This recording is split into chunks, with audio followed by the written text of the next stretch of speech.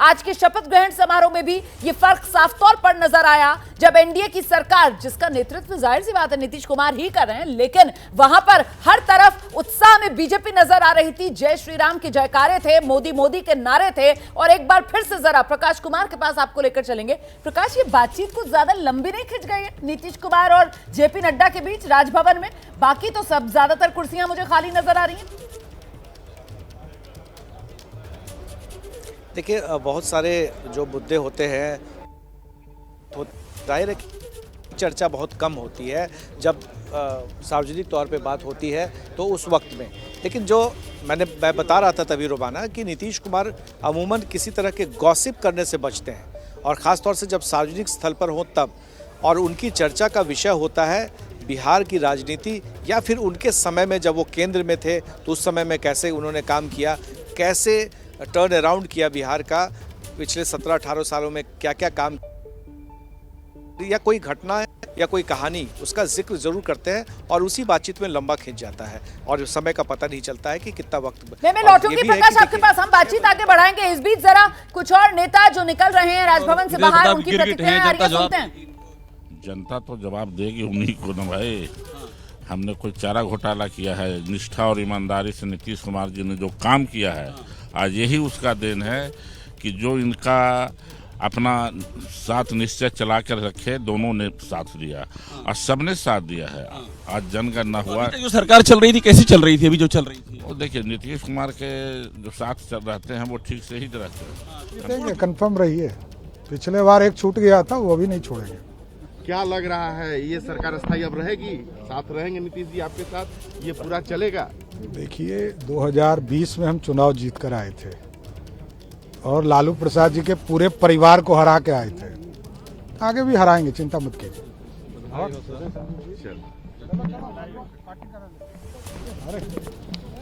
सम्राट चौधरी को आप सुन रहे थे, डिप्टी सीएम बन गए हैं बिहार के, और पहली प्रतिक्रिया जो उन्होंने मीडिया के सामने आकर दी वो यही कि 40 तो इतिहास बदला भी जाता है और आप लोग इन प्रश्नों को खड़ा करके अपना समाचार जारी रखेंगे। हम भी यही उम्मीद करेंगे, नहीं देंगे। हम भी यही उम्मीद करेंगे कि आपके चेहरे की मुस्कुराहट बनी रहे। लेकिन 40 सीटें लोकसभा की 40 सीटों पर दावा करेगी अब एनडीए। देखिए, एक तरफ तो देश में माननीय प्रधानमंत्री के नेतृत्व में एक बड़ा राम भक्तों का सैलाब और राम भक्तों का एक वातावरण पूरे भारतवर्ष में है। बिहार ने भी उसको अपना लिया है, तो इसलिए परिणाम अद्भुत होंगे। समय आने दीजिए, देखिएगा। एक छोटा सा सवाल है, आरजेडी कह रही है खेला अभी बाकी है। हाँ, मैं समझ सकता हूँ। बहुत दुखी हैं। एक तरफ इंडिया का ऑब्लिटरेशन जो उनके गठबंधन था उसका समाप्त होना, स्वाभाविक है कि जिस प्रकार का दर्द उन लोगों को अब सामना करना पड़ रहा है सत्ता से बाहर रहने का, नेटवर्क की दिक्कत आ रही है। राजीव प्रताप रूडी से हमारी सहयोगी नितिश्री झा बातचीत कर रही हैं। राजीव प्रताप रूडी जो कह रहे हैं 40 की 40 सीटें एनडीए जीतेगा, गठबंधन मजबूत है, और साथ ही निशाना साधते हुए तेजस्वी यादव आरजेडी पर कि वो ज्यादा गमजदा हैं। एक तो सरकार चली गई और साथ ही साथ 24 में इंडिया गठबंधन की जो उम्मीदें देख रहे थे वो लोग, उन तमाम सपनों पर भी पानी फिर गया। तो ये तस्वीर देखिए, नीतीश कुमार जो है वो बीजेपी अध्यक्ष जेपी नड्डा से, और सिर्फ दोनों नेताओं के बीच सीधी बातचीत, आपसी संवाद जो हो रहा है। वहां पर जेडीयू का कोई और नेता मौजूद नहीं था जिस समय ये बातचीत हो रही थी, बीजेपी की तरफ से भी कोई और नेता मौजूद नहीं था। आप जानते हैं नीतीश कुमार ने अभी पिछले दिनों ही ललन सिंह को हटाकर खुद पार्टी की कमान अपने हाथ में लिए, वो पार्टी के अध्यक्ष हैं। तो एक तरीके से देखा जाए तो जेडीयू अध्यक्ष और बीजेपी अध्यक्ष जेपी नड्डा दोनों के बीच बातचीत। दूसरे नजरिए से देखा जाए तो एनडीए, उसका एक दल बीजेपी जिसके अध्यक्ष, और वहीं दूसरी तरफ जो एनडीए वाली सरकार बिहार में बनी है उस सरकार का नेतृत्व करने वाले मुख्यमंत्री नीतीश कुमार के बीच बातचीत। तो ये अलग अलग नजरियों से आप इस मुलाकात और इस बातचीत को देख सकते हैं। और इस सब के बीच जिन हालात में दोबारा साथ आए हैं नीतीश कुमार, एनडीए में घर वापसी उन्होंने की है, ऐसे में कार्यकर्ताओं में कैसे समन्वय, कैसे तालमेल बनाया जाए, बिठाया जाए, ये भी कहीं ना कहीं एक चर्चा का विषय होगा यहां पर। प्रकाश,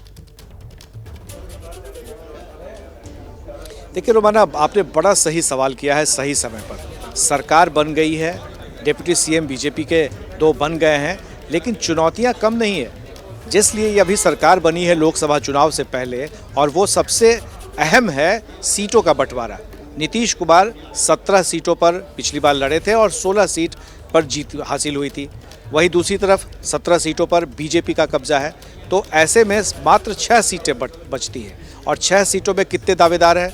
चिराग पासवान, उपेंद्र कुशवाहा, जीतन राम मांझी, पशुपति पारस, यानी 4 जो दावेदार हैं वो हैं, और सीटें कितनी हैं? महज 6। तो ये बंटवारा कैसे होगा, कौन कितने सीटों पर पीछे हटेगा, कौन किसकी दावेदारी किस पर ज़्यादा होगी, ये सबसे बड़ा विषय है और सबसे बड़ी चुनौती है। आप देख रही हैं रोमाना कि लगातार चिराग पासवान जेपी नड्डा के साथ बातचीत कर रहे हैं, उनके साथ प्लेन में आ रहे हैं, फिर उनके साथ ही जाने का भी क्या इरादा है ये नहीं पता, लेकिन चिराग पासवान से लगातार उनकी बातचीत हो रही है। ये इशारा करता है कि चिराग पासवान को मनाने की कोशिश हो रही है, लेकिन वो मनाने की कितनी कोशिश हो रही है, कितनी सीटों पर हो रही है। चाचा और भतीजा की आज तस्वीरें सामने आई है। चिराग ने पैर छू करके प्रणाम किया पशुपति पारस को, और उन्होंने बस हाथ दिखाया। जैसे ही घड़ी का काटा दोपहर 2:30 पे आए, बबीता जी का दिल सास बहू साजिश के लिए मचल जाए। और ये है इनकी बहू, पूरे दिन ऑफिस की टेंशन हो जाए गॉन जब ये करें अपना फेवरेट शो फ्री टाइम पे ऑन। इनकी तरह आप भी देखिए अपना फेवरेट शो अपने टाइम पर और डाउनलोड कीजिए एबीपी लाइव ऐप अपने स्मार्ट टीवी पर।